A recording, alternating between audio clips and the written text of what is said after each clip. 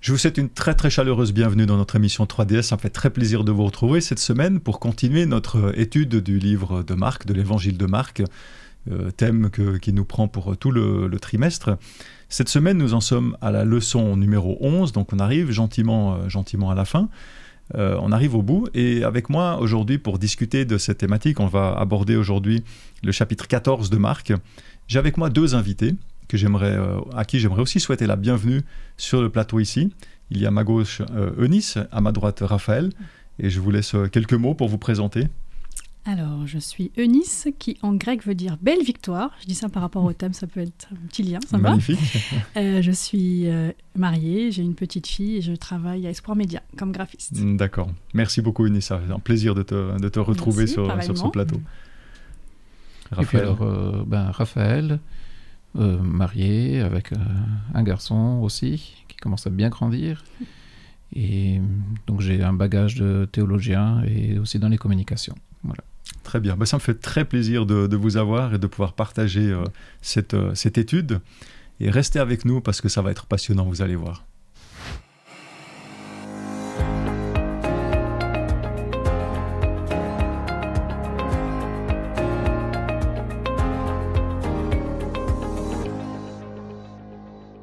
Alors, j'aimerais vous poser une première question. Est-ce que ça vous est déjà arrivé d'être accusé à tort ?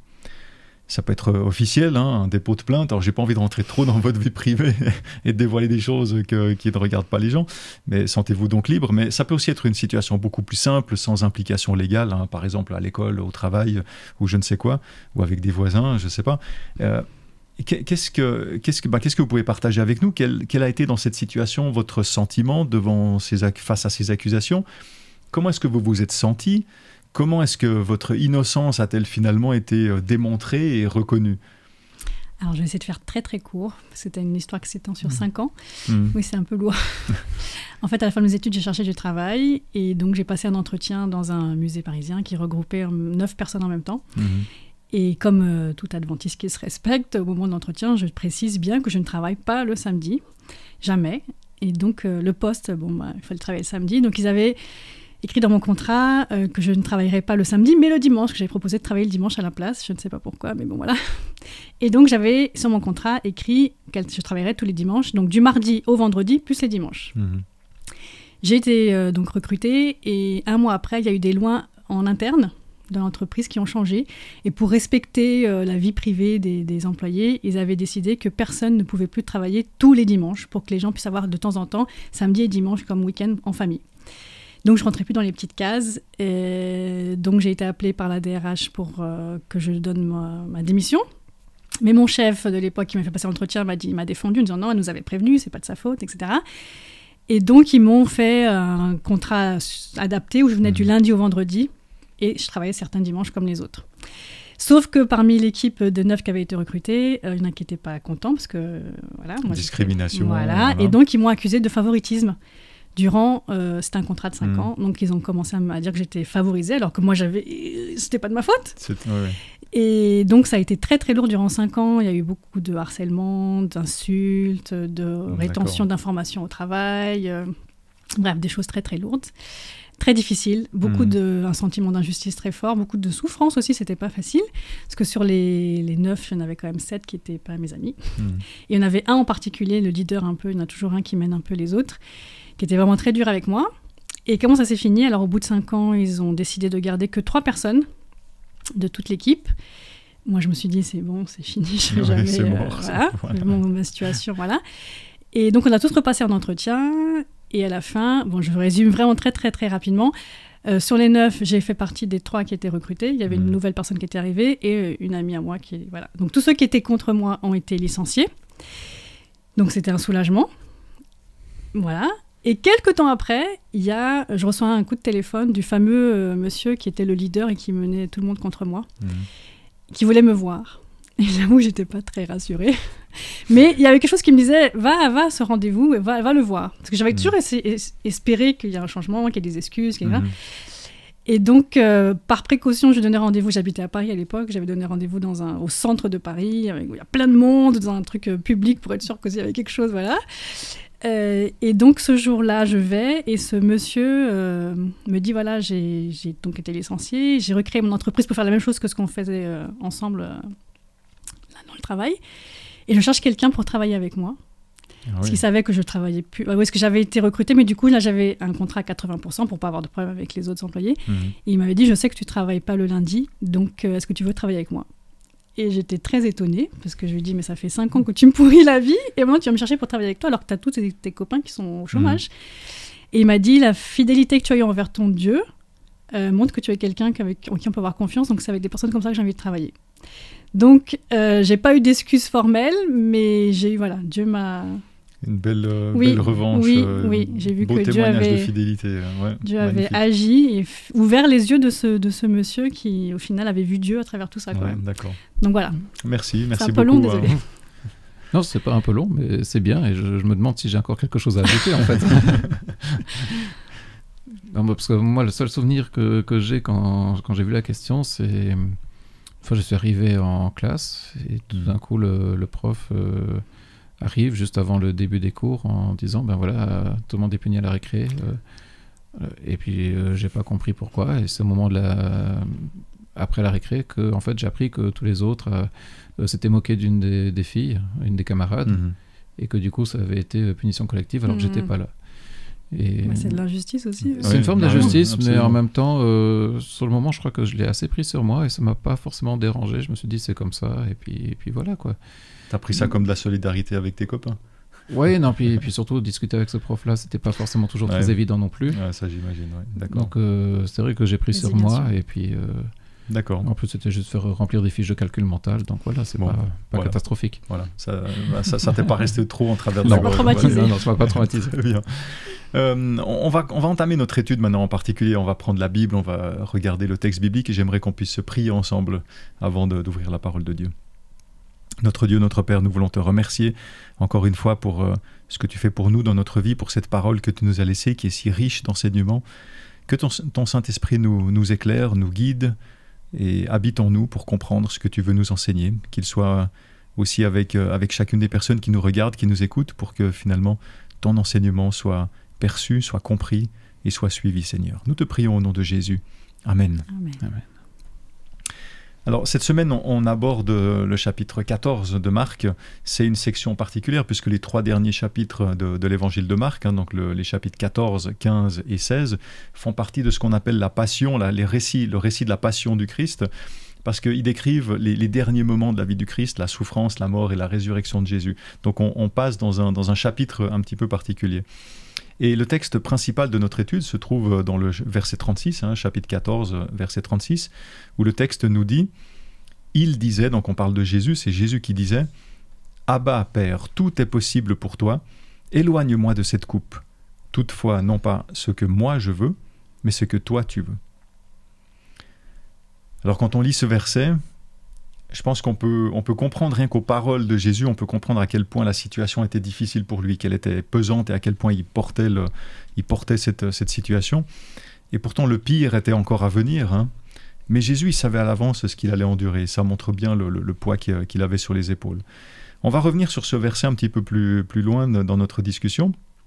Mais ce que j'aimerais déjà mettre en évidence, c'est premièrement la détermination de Jésus. On sent dans ce texte la détermination qu'il a d'aller jusqu'au bout du processus dans lequel il se trouve. Et deuxièmement aussi la confiance inébranlable en son Père céleste, quelles que soient les circonstances. Et on va en parler après, mais je pense que c'est 2 éléments qui ressortent déjà de ce texte-là. J'aimerais prendre, pour la question que je vais vous poser, j'aimerais premièrement prendre les premiers versets de ce chapitre 14, donc reprendre à partir du verset 1, et puis je vais lire avec vous les versets 1 à 11. La Pâque et les pains sans levain devaient avoir lieu 2 jours après. Les grands prêtres et les scribes cherchaient comment le faire arrêter par ruse et le tuer. Donc on parle de Jésus ici, bien sûr. Car ils disaient, pas en pleine fête, de peur qu'il y ait de l'agitation parmi le peuple. Comme il était à Béthanie, chez Simon le lépreux, une femme entra pendant qu'il était à table. Elle tenait un flacon d'albâtre plein d'un parfum de nard pur, de grand prix. Elle brisa le flacon et répandit le parfum sur la tête de Jésus. Quelques-uns s'indignaient. À quoi bon gaspiller ce parfum? On aurait pu vendre ce parfum plus de 300 deniers et les donner aux pauvres. Et ils s'emportaient contre elle. Mais Jésus dit, laissez-la. Pourquoi la tracassez-vous? Elle a accompli une belle œuvre à mon égard. Les pauvres, en effet, vous les avez toujours avec vous et vous pouvez leur faire du bien quand vous voulez. Mais moi, vous ne m'avez pas toujours. Elle a fait ce qu'elle a pu. Elle a d'avance embaumé mon corps pour l'ensevelissement. Amen, je vous le dis, partout où la bonne nouvelle sera proclamée dans le monde entier, on racontera aussi en mémoire de cette femme ce qu'elle a fait. Judas Iscariote, l'un des 12, alla trouver les grands prêtres afin de le leur livrer. Quand ils l'entendirent, ils se réjouirent et promirent de lui donner de l'argent. Ils cherchaient une occasion pour le livrer. Un texte un petit peu long, 11 versets, mais qui a beaucoup de facettes et beaucoup de choses intéressantes. Et moi, j'aimerais mettre en évidence deux contrastes. Il y a plusieurs contrastes dans ce texte qui apparaissent.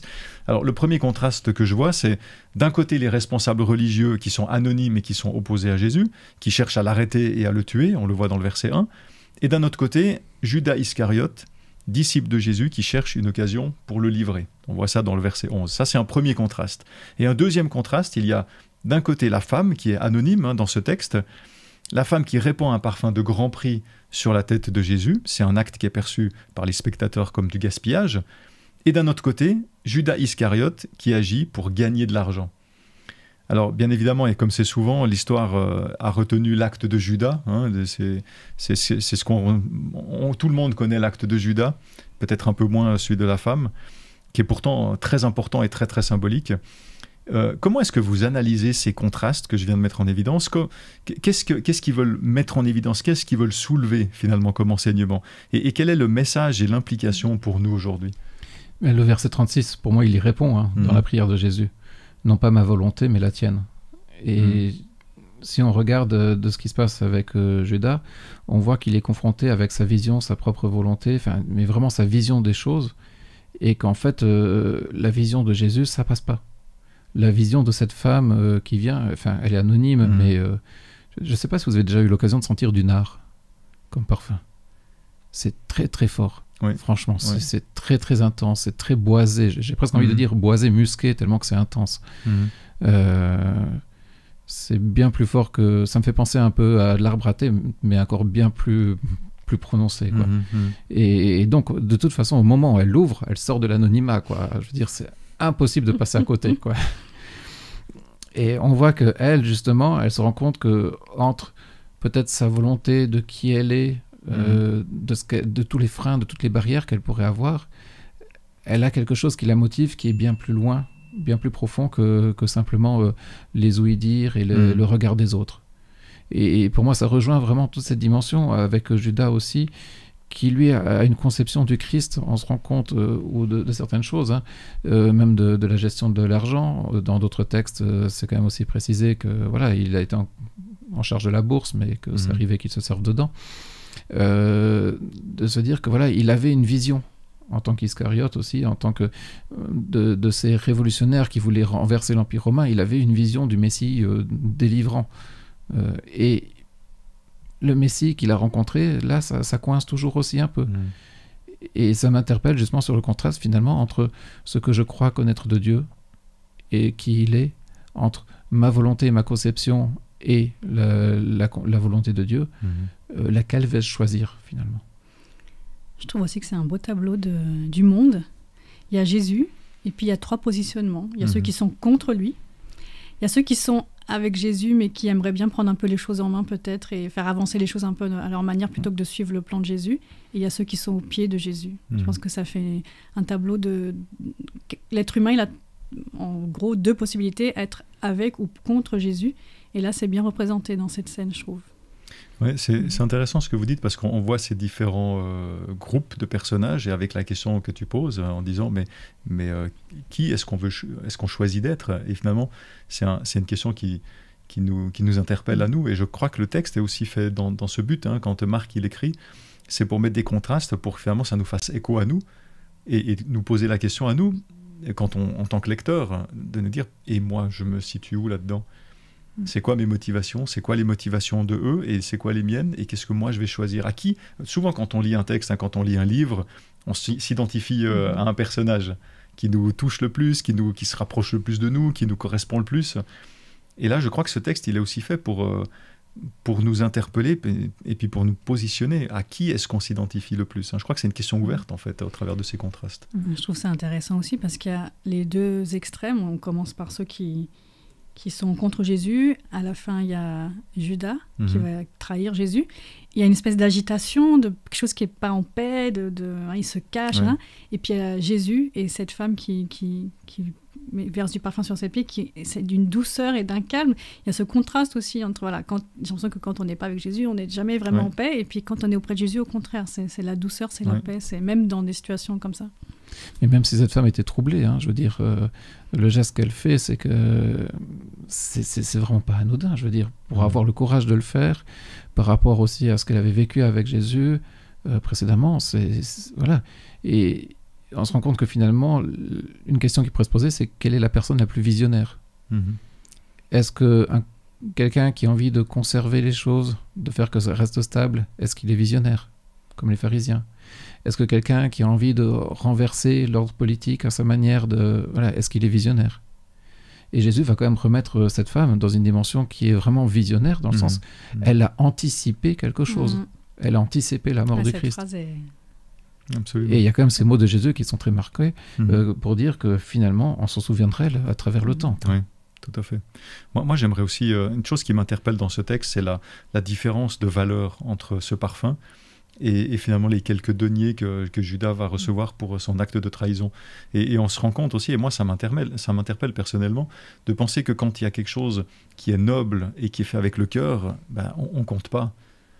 Mais nous, notre nature humaine, qui est toujours, très souvent tordue, quand on fait quelque chose de malsain, et qu'on a un cœur orienté vers le malsain, on se rend compte que finalement on se contente de peu, ça nous suffit pour faire le mal. Et moi je me dis, il y a un déséquilibre complet là-dedans. C'est vrai. Et je crois qu'on ne peut que appeler Dieu à venir vivre en nous pour nous remettre sur le bon chemin et qui est beaucoup plus beau et qui est beaucoup plus et qui n'a pas de limite. On compte même pas, quoi. C'est quand on dit l'amour rend aveugle, on compte pas. Dès que c'est avec le cœur et que c'est bien, que c'est beau, on compte pas. Et je trouve que c'est une idée aussi qui ressort beaucoup dans ce texte. Et je trouve intéressant toutes les barrières qui sont là pour nous empêcher d'aller vers Dieu. Cette femme, elle a un contact physique avec Dieu, avec Jésus, quoi. Elle n'est pas, on la sent pas à distance. Les pharisiens, on n'a pas l'impression que... quand on apprend qu'ils mettent la main sur Jésus, c'est un autre moment qu'on va voir un peu plus tard. Mais là, cette femme, elle a un geste de proximité. Et pour moi, ça m'interpelle aussi sur les barrières qui sont là. Lorsque je ressens que je suis appelé à aller vers Dieu, à prendre peut-être du temps pour la Bible, à sentir qu'il y a quelque chose de profond. Et quand je regarde toutes les futilités qui viennent, qui me traversent l'esprit pour m'empêcher de pouvoir rester concentré sur cet objectif-là. Ça m'impressionne. Et je pense que justement, parfois, il y a des choses comme ça que le futile et le terre-à-terre nous masquent les choses profondes qui sont là pour nous empêcher et que finalement, ça nous arrange aussi parce que ça nous permet de trouver des excuses pour refuser d'être confrontés à nous-mêmes et d'être confrontés à la parole de Dieu.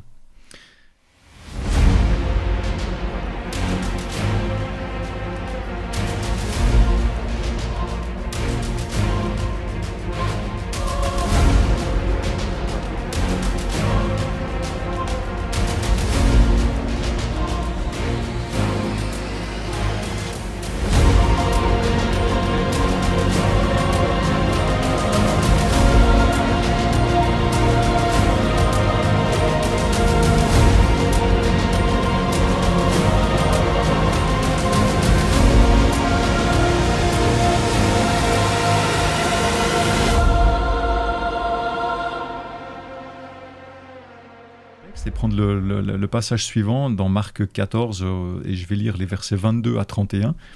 Donc c'est le moment où Jésus il est avec ses disciples pour prendre ce repas de la Pâque, ce repas pascal. Et le texte nous dit la chose suivante. Pendant qu'il mangeait, il prit du pain, donc Jésus prit du pain, et après avoir prononcé la bénédiction, il le rompit et le leur donna en disant « Prenez, c'est mon corps ». Il prit ensuite une coupe, après avoir rendu grâce, il la leur donna et ils en burent tous. Il leur dit alors « C'est mon sang, le sang de l'alliance qui est répandu pour une multitude. Amen, je vous le dis, je ne boirai plus du produit de la vigne jusqu'au jour où je le boirai, nouveau, dans le royaume de Dieu. » Après avoir chanté, ils sortirent vers le mont des Oliviers. Jésus leur dit, « Il y aura pour vous tous une cause de chute, car il est écrit, « Je frapperai le berger et les moutons seront dispersés. » Mais après mon réveil, je vous précéderai en Galilée. » Pierre lui dit, « Quand cela serait pour tous une cause de chute, cela ne le serait pas pour moi. » Jésus lui répond, « Amen, je te le dis, aujourd'hui, cette nuit même, avant qu'un coq ait chanté 2 fois, toi tu m'auras renié 3 fois, par 3 fois. » Mais lui n'en protestait que davantage. « Quand il me faudrait mourir avec toi, je ne te renierai pas. » Et tous en disaient autant. Voilà, là aussi on voit un texte qui est très dynamique. Je crois que Marc nous habitue à un texte assez dynamique où il y aurait beaucoup de choses à dire. Mais dans ce texte que je viens de lire, il y a 2 scènes différentes. Il y a la première scène qui est dans la chambre haute avec le dernier souper du Christ. Et puis il y a la seconde scène qui se trouve au mont des Oliviers avec ce dialogue sur la notion de fidélité quand Jésus il parle avec ses disciples. Alors par rapport au dernier repas du Christ, je ne sais pas pour vous, mais souvent on imagine cette scène assez statique. Il y a beaucoup de tableaux, il y a beaucoup d'images qui figurent, qui illustrent cette scène. Et dans la tête, c'est souvent assez statique. Alors qu'en fait, le texte ici, on voit que le texte lui-même, les termes utilisés, c'est extrêmement dynamique. Il y a beaucoup de choses qui se passent. Est-ce que vous pouvez expliquer plus en détail les gestes et ces paroles, toute cette dynamique finalement dans cette scène, dans ce repas pascal, tous les gestes, les paroles de Jésus, ça signifie quoi? Ça veut dire quoi tout ça? J'aime bien prendre ce texte à l'envers, en fait. Je vois qu'il se termine, la scène qui se termine finalement dans la chambre haute, dans la scène, se termine par des chants, déjà. Et je crois pas qu'on ait vraiment creusé théologiquement aussi, et dans le vécu d'Église, le fait de terminer la scène par des chants. On s'arrête souvent au symbole finalement du pain et du jus de raisin ou du vin, et puis finalement, voilà, là c'est fini. Mais en fait, le texte de Marc nous invite quand même à avoir encore un temps de chant après, déjà. Et donc, ça montre qu'il y a une dynamique, qu'il y a un partage qui se fait aussi par rapport à ça, et peut-être un cadre qui est mis. La réponse, finalement, sur les symboles aussi, enfin, et avant ça, peut-être, j'aime beaucoup le verset 25. Moi, c'est le verset qui me touche le plus quand je me dis que Jésus, il a fait cette promesse de se dire qu'il est d'accord de se priver de boire du jus de raisin ou du fruit de la vigne. Jusqu'à ce qu'on soit réunis avec lui. Moi, c'est toujours le moment que je trouve juste incroyable de dire qu'il prend un rendez-vous avec nous, non seulement par la scène pour se commémorer de ce qu'il a fait, mais aussi que c'est le pont vers le futur, vers l'avenir. Et c'était aussi très important pour eux, parce que déjà, il leur disait que c'était pas la fin, que quand il mourrait, qu'ils puissent se rappeler de ces paroles, de se dire non, il y a quelque chose qui vient après. Et on va voir qu'après la résurrection, Jésus, quand il va revoir les disciples, souvent il va partager du pain aussi. Ouais, donc il y a cette dimension. C'est vrai. Et finalement, pour entrer dans l'explication peut-être un peu plus des symboles, il y a quand même le verset 24 qui donne le fait que en fait, Jésus montre qu'il y a une nouvelle alliance. De nouveau, il reprend quelque chose d'ancien pour le transformer et redonner un nouveau sens. Donc voilà, c'est une alliance. C'est pas une alliance uniquement pour ceux qui sont là, mais c'est donné pour une multitude. Et ce n'est plus un seul peuple, ce n'est pas seulement les 12, les disciples, mais ça va être pour beaucoup. Donc il remet de nouveau cette dimension universelle. Et ce qui m'interpelle dans ce texte, c'est que finalement, pour le pain, on n'a pas beaucoup d'informations. Il prit du pain, il le rompit, il le donna, ceci est mon corps, point à la ligne. C'est pas la nouvelle alliance même, finalement. Il n'y a pas cette dimension-là. Et c'est vrai que dans certains commentaires, on a la dimension du pain qui est plutôt le symbole finalement de la mort, du corps du Christ qui va mourir sur la croix. Mais c'est vrai que le sang, depuis même le Lévitique, le sang c'est la vie. Et que c'est peut-être ça qui est le plus important, c'est-à-dire que en fait, le corps, et ce que symbolise aussi le corps, la dimension du péché qu'on a hérité d'Adam, finalement c'est quelque chose qui est moins important, qui est là, qui va se passer, mais on passe au deuxième Adam qui va redonner la vie, et qui va permettre à ce qu'il y ait une transfusion de vie pour toutes les personnes qui souhaitent l'accepter. Merci. Eunice, tu veux ajouter quelque chose? Ça me touche parce que c'est le dernier repas. Jésus sait qu'il va mourir sur la croix, et il prend le temps de passer ce temps avec ses amis, et il leur donne de l'espoir. Lui va mourir, mais c'est lui qui donne de l'espoir à ses amis à travers ces symboles. qui justement disent qu'il y aura une suite, qu'ils vont peut-être pas tout de suite comprendre. Mais voilà, je trouve ça incroyable que Jésus, il sait ce qu'il va traverser et il prend le temps de s'arrêter, de manger et boire avec ses amis et de leur donner de l'espoir. Il y a d'autres textes où Jésus va dire, mais j'ai désiré prendre ce repas avec vous, j'ai vraiment envie de passer ce temps avec vous, quoi. Moi, je me suis toujours posé la question en lisant ce texte, quel est l'état d'esprit finalement qui y règne, quelle est l'atmosphère qui y règne, parce que là on ne sait pas trop si c'est une joie parce que c'est la Pâque, c'est une fête, c'est la libération pour le peuple de Juifs qui fêtait cette fête, c'était la fête de la libération hors d'Égypte, donc c'est vraiment quelque chose de beau. Et en même temps, il y a Jésus qui annonce sa mort, donc c'est quelque chose de triste. Et finalement, je ne sais pas quel est l'état d'esprit réel qui les traverse. En tout cas, ce que je sais, c'est que quand on est dans une église et puis qu'on participe au service de communion, très souvent, c'est solennel, mais c'est presque... je parle de l'atmosphère, c'est presque mort, quoi. Il y a pas de musique, il y a un silence, il y a presque lourd, j'ai envie de dire. Et moi, je pense qu'on doit avoir cette... D'autant plus maintenant qu'on sait ce qui s'est passé et qu'on sait qu'il y a eu la résurrection. Donc c'est vraiment la libération, c'est plus la libération hors d'Égypte, c'est la libération sur le péché, c'est la vie, c'est la résurrection. Mais on devrait avoir une joie incroyable quand on fait ce service de communion. C'est vraiment une fête, une commémoration de quelque chose de beau. Et peut-être que là, j'interpelle un peu tout le monde qui ont l'occasion de vivre ces services de communion. Mais rendez ça joyeux dans vos églises. S'il y a un étranger, quelqu'un qui ne fait pas partie de la communauté et qui vient à ce moment-là, il faut qu'il sente que c'est quelque chose qui nous transcende complètement, qui nous transporte, qui fait partie de notre espérance, parce qu'il y a la vie, ça transpire la vie, quoi. Et il faut que ça se sente. Moi, j'ai envie de lancer cet appel, ce cri, là. Mais c'est intéressant ce que tu dis là, parce que ça rejoint finalement un peu aux filtres et aux barrières que je mentionnais avant, finalement. Quelle est ma vision des choses, etc. Est-ce que je reste finalement figé sur la mort du Christ, etc. Ou est-ce que j'arrive à voir au-delà de ça la résurrection et la promesse du retour? Et on voit que pour les disciples, par la suite, dès qu'ils changent de sujet, il a annoncé déjà sa mort, etc., on va voir qu'il y a de nouveau cette barrière, en tout cas pour Pierre et pour les autres, de dire « Non, mais on sera là pour te défendre, etc. » Oui, c'est aussi... Jésus les cache. Il y aura une occasion de chute pour tout le monde. Voilà. Faut l'entendre, faut l'accepter. Je comprends aussi qu'il y ait cette fougue de Pierre qu'on connaît, qui va dire « Non, moi, jamais ». Mais justement, je trouve très intéressant avec la prière de Jésus par la suite, mais la volonté de Dieu et pas ma volonté. Est-ce que j'arrive, et Jésus, là, il arrivait, et puis il essayait d'entraîner ses disciples à discerner quelle est la volonté du Père, quelle est la volonté de Dieu, à regarder au-delà, et pas juste à ce que je vois ici et maintenant. Et ce que je trouve très très beau, c'est que finalement ce sera à la Pentecôte et dans ce temps-là où les disciples vont se remémorer tout ce qui s'est passé et que c'est là qu'ils vont comprendre qu'il y a des clics qui vont se faire.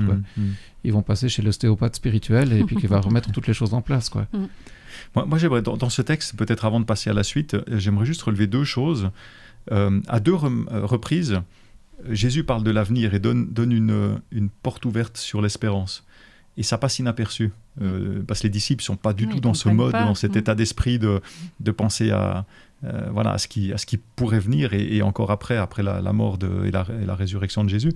Mais ces deux phrases, c'est le verset que tu as mentionné tout à l'heure, au verset 25, quand Jésus dit « Je ne boirai plus jusqu'au jour où », et là il donne une porte ouverte sur le royaume de Dieu, quand on sera de nouveau ensemble. Et puis il y a un autre verset qui se trouve...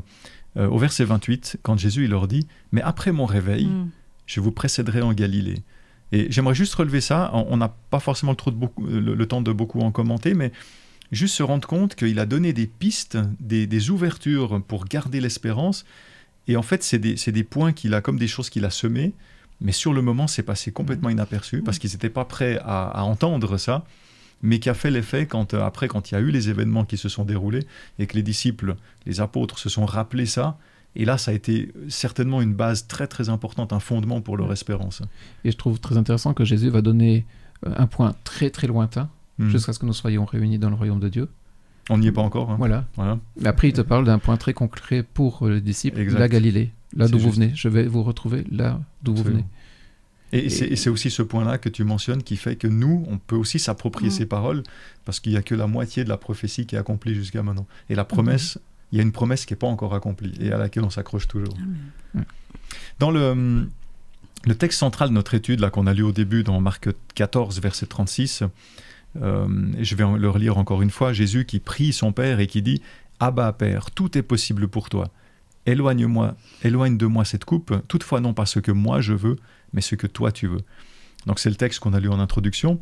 Alors on voit que dans ce texte, Jésus, dans ce contexte de prière, Jésus il s'est éloigné. Donc c'est après le repas pascal, ils sont sortis, ils sont allés au Mont des Oliviers. Jésus, il s'est détaché un peu de ses disciples. Il se retrouve seul. Il y a Pierre, Jean et Jacques qui sont pas très loin, et puis les autres disciples qui sont encore un petit peu plus loin. Et devant ce qu'il attend, parce que Jésus est parfaitement conscient de ce qu'il attend, il s'isole pour prier son Père céleste. C'est une prière qui est courte, mais qui est très riche. Comment est-ce que vous analysez cette prière? Comment est-ce que vous voyez que Jésus s'adresse à Dieu? Qu'est-ce qu'il demande? Qu'est-ce que ça dit sur son état d'esprit à ce moment-là, sur ce qu'il porte dans son cœur? Et puis finalement, pour nous, ça fait quel écho? Qu'est-ce que ça nous enseigne aujourd'hui dans notre vie spirituelle? Quelque temps avant, les disciples avaient demandé à Jésus de leur apprendre à prier. Il avait déjà donné un exemple de prière. Pour moi, là, c'est un deuxième exemple de prière. Il y a 2 phrases, mais qui nous apprennent beaucoup. D'abord, il y a le mot « Père ». J'ai l'impression qu'il y a, bien sûr c'est pas ça, mais voilà, il y a la proximité avec Dieu. Là, je vais t'appeler Père parce que c'est quelque chose qui me tient à cœur. J'ai vraiment besoin de mon Père à ce moment-là. Ouais. C'est pas le Dieu qui est des fois on peut voir distant. Là, il fait appel à son Père. Donc, on peut avoir cette proximité avec Dieu parce que c'est un moment critique. Il sait ce qui va se passer et il lui dit, je sais que tu es tout puissant. Donc déjà, il y a une confiance en Dieu. Il sait qui il est, il sait à qui il parle. Et puis il y a la deuxième phrase qui dit que voilà, moi j'ai pas envie Jésus, grosso modo, il dit j'ai pas envie de passer par ça, donc je sais que tu peux tout, donc si tu peux, si tu veux bien, évite-moi de passer par cette épreuve. Et c'est devenant de Jésus, on se dit waouh, il est en communion avec son Père, il sait ce qui va se passer, il sait pourquoi il est venu, et pourtant il dit quand même cette phrase. Alors combien nous-mêmes, qui sommes des enfants de Dieu, mais on n'a pas, je pense que personne ne peut prétendre avoir la même communion avec Dieu que Jésus, nous aussi on a le droit d'aller dire à Dieu ce dont on a envie, ce qu'on espère, ce qu'on n'espère pas, ce qu'on aimerait éviter, ce qu'on a envie dans notre vie. Il y a une proximité qui fait qu'on peut dire tout ce qu'on veut à Dieu. Même, ça, j'ai pas envie. Ouais. Il le fait. Mais, il y a cette fin de phrase où il dit « pas ma volonté, mais la tienne ». Et ça, je pense que c'est très difficile. C'est un morceau de phrase de prière très difficile à dire d'un cœur sincère. Et je pense que Jésus, forcément, l'a dit de manière très sincère. Ouais, et à assumer derrière, exactement. C'est peut-être tout ce qui peut venir derrière, quoi. Mais c'est souvent... Absolument. Mais je trouve que c'est important, il appelle Père et cette proximité, il sait à qui il s'adresse. Parce que justement, souvent, nous, les chrétiens, en tout cas, moi, ça m'est déjà souvent arrivé, de faire cette prière. Oui, Jésus, j'aimerais bien ça, mais bon, fais ce que tu veux. Et il y a le cœur qui se serre un peu, parce qu'on a l'impression que forcément, ce que Jésus veut, c'est pas ce que nous, on voudrait. On a l'impression que sa volonté, on demande, mais en ayant un cœur serré, parce qu'on se dit, ah là là, Jésus va pas me donner ce que je veux, j'ai dit, fais ce que tu veux, donc ça va forcément être le contraire de ce que je veux. Parce qu'on n'a pas cette confiance, peut-être, comme Jésus l'avait, de dire, écoute, voilà, je sais que tu es tout puissant, tu peux tout faire, tu es mon Père, j'ai une proximité avec toi, je voudrais ça. Mais je te laisse faire ce que tu veux, parce que je sais que c'est ce qui va être le meilleur. Et c'est un enseignement et c'est un exemple de foi qui... Moi, ça me fait penser à cette phrase quand on dit fais attention à la prière, c'est dangereux la prière, parce que Dieu y répond. Hein. Ouais, c'est ça. Et voilà, il y a une prise de conscience, et finalement, ça a une portée énorme. Mais comme tu dis, il y a la confiance, et on remet ça entre les mains de Dieu, et de faire ce pas de confiance, c'est un pas. Hein, c'est je vais raconter très, très, très rapidement une deuxième expérience. Il y a quelques années en arrière, j'avais un petit problème de santé, rien de grave, mais j'avais soit l'opportunité de faire soit un traitement, qui était plus light, soit de passer par une opération. Et moi, je suis très, très peureuse, et je ne voulais pas passer par l'anesthésie générale. Et quand j'ai vu le médecin, il m'a dit « Cash, ça va être opération ». Et j'étais vraiment dans tous mes états, et j'avais 1 mois et demi pour me préparer cette opération. Et j'ai prié pendant 1 mois. Tous les jours, j'ai demandé à Dieu « S'il te plaît, fais-moi comme Jésus ». Épargne-moi ça. Je ne veux pas cette opération. Mais tous les jours, j'étais vraiment pas en paix. Et je lui demandais, voilà, qu'il y ait un miracle qui se passe, que j'ai pas besoin de faire cette opération. J'ai demandé à tout le monde de prier avec moi. Enfin bref, vraiment, j'étais pas bien. Et à 15 jours de l'opération, je devais voir l'anesthésiste. Et ce jour-là, je sais pas si quelqu'un priait pour moi spécialement ce jour-là, mais ce jour-là, d'un cœur sincère, j'ai dit, ok, tu sais que je veux pas faire cette opération. Je te l'ai dit 1 million de fois, mais ok, je te fais confiance. Fais ce que tu veux. Et quand j'écris souvent mes prières, et quand j'ai des moments comme ça un peu particuliers avec Dieu, j'éteins mon téléphone, Internet, tout. Donc ce jour-là, j'avais tout éteint pour parler à Dieu en disant « Ok, je te fais confiance, comme Jésus, mais d'un cœur sincère, fais ce que tu veux. » Et quand j'ai rallumé mon téléphone, j'avais un message de mon chirurgien qui me disait qu'il avait parlé avec ses collègues et que finalement, j'allais pas faire mon opération, que j'allais faire un traitement. Qu'on allait passer au traitement, qui a été un succès, heureusement. Donc voilà, il y a des fois, ce que Dieu veut, c'est le pas de la foi, et des fois, il va répondre favorablement. Dans le cas de Jésus, heureusement qu'il n'a pas répondu à Jésus comme lui voulait. Parce que combien de fois j'ai lu ce texte, je me suis dit, mais si Dieu avait exaucé vraiment la première partie seulement de Jésus, nous, on serait foutus. Ça serait fini pour nous. Moi, en t'entendant, j'ai envie de dire, c'est au moment où tu lâches prise que Dieu il peut montrer sa puissance. Exactement. Dans ta vie. Et qui fait vraiment ce qu'il veut. Et des fois, ta volonté correspond à celle de Dieu. Et justement, puis la volonté de Dieu, je crois que là, tu as mentionné quelque chose, vous avez mentionné quelque chose d'important tous les deux, c'est que la volonté de Dieu, c'est de sauver l'humanité. Oui, c'est la première volonté. Et de sauver chaque être humain. Et parce que, est-ce que la volonté de Dieu, c'était que Jésus souffre et meure ? Bien sûr que non. Je ne suis pas convaincu. Non. Mais c'était le seul moyen qu'il y avait pour que l'humanité soit sauvée. Et ça m'interpelle quand même justement entre la tension que je peux avoir entre ce que j'aimerais et ce que Dieu veut, lui faire confiance parce qu'il a une vision peut-être beaucoup plus globale, plus universelle. Là, en l'occurrence, je veux dire, même Jésus s'en remet à une vision qui est bien supérieure. Parce que moi, là, quand je vois la perspective, j'ai pas forcément envie d'y aller. Et je pense que c'est intéressant de voir que Jésus, justement, il laisse Dieu être avec le regard au-dessus, de savoir vraiment ce qui est bon et de pouvoir se remettre entre ses mains, même si c'est pas facile, même s'il vient en prier 3 fois, même si c'est un temps qui est peut-être un des émotionnellement les plus intenses que Jésus a vécu sur la terre. Mais Dieu entend tout. Dieu entend aussi, j'ai pas envie. Et c'est pas pour ça qu'il va rejeter la prière ou qu'il va rejeter la personne. Et parfois, il compose avec nos envies. Parfois, on a l'impression que finalement, ce que Dieu va faire, ça va toujours être le contraire de ce qu'on aime. Et puis parfois, c'est juste que laisse-moi faire, et puis tu verras bien. Et puis là, on est surpris de se dire... C'est ça la confiance. Waouh, c'est génial de devoir collaborer ensemble, quoi. Abraham qui va sacrifier son fils. Dieu attend de voir jusqu'où il lui fait confiance, il croit en lui, il se donne à lui, et il ne le laisse pas accomplir son geste. Et ça me fait aussi penser, il y a quelques mois, quelques semaines, on a étudié les psaumes, où on voit clairement que Dieu nous écoute, et on a le droit, on a même, j'ai presque envie de dire le devoir, de s'exprimer, de dire ce qu'on pense, même si on est fâché, même si on est en colère contre Dieu, parce qu'on ressent des choses, et il a envie juste qu'on s'exprime, parce que c'est aussi une façon de lui dire qu'on lui fait confiance. J'aimerais avancer un petit peu, sauter quelques versets, notamment l'arrestation de Jésus. C'est une scène très, très dynamique où il y a beaucoup de choses qui se passent et on pourrait passer beaucoup de temps là-dessus. Mais comme le temps avance, je vous propose d'aller directement au procès de Jésus et de lire dans Marc 14 les versets 55 à 64. Je vais les lire, on va le lire ensemble. Les grands prêtres et tout le Sanhédrin cherchaient un témoignage contre Jésus pour le faire mettre à mort, et ils n'en trouvaient pas. Car beaucoup portaient de faux témoignages contre lui, mais les témoignages ne concordaient pas. Quelques-uns se levaient pour porter contre lui ce faux témoignage, et même sur ce point-là, leur témoignage ne concordait pas. Alors le grand prêtre se leva au milieu de l'assemblée et demanda à Jésus : « Tu ne réponds rien ? Que dis-tu des témoignages que ces gens portent contre toi ?» Il gardait le silence. Il ne répondit rien. Le grand prêtre lui demandait encore : « Est-ce toi qui es le Christ, le Fils du béni ?» Jésus répondit : « C'est moi. Et vous verrez le Fils de l'homme assis à la droite de la puissance et venant avec les nuées du ciel. » Alors le grand prêtre déchire ses vêtements et dit : « Qu'avons-nous encore besoin de témoins ? Vous avez entendu le blasphème. Qu'en pensez-vous ? » Tous le condamnèrent et le déclarant passible de la mort. Alors moi, quand je lis ce texte, je ne sais pas si vous vous imaginez, mais moi je vois, c'est assez surréaliste. D'un côté, il y a les responsables religieux qui ne trouvent rien à reprocher à Jésus, et pourtant ils arrivent quand même à le condamner à mort. Et de notre côté, il y a Jésus qui reste calme, qui ne répond pas aux accusations, et les seules paroles qu'il prononce nous transportent à milieu du procès, donc ça nous fait complètement sortir de ce contexte immédiat, et ça nous transporte finalement dans tout ce qui est, ça nous sort de tout ce qui est en train de se passer, et qui est vraiment avec une tension palpable et immense à ce moment-là. Alors comment expliquer l'attitude des responsables religieux? Comment expliquer l'attitude de Jésus? Est-ce que vous auriez réagi de la même manière? Comment comprendre les paroles d'espérance que Jésus prononce dans un contexte si tendu, si critique? Qu'est-ce qu'on peut en retirer pour aujourd'hui? Alors moi, je vois ce passage sur 2 niveaux. Il y a d'abord, on voit avec nos yeux humains, des personnes qui s'acharnent sur un innocent.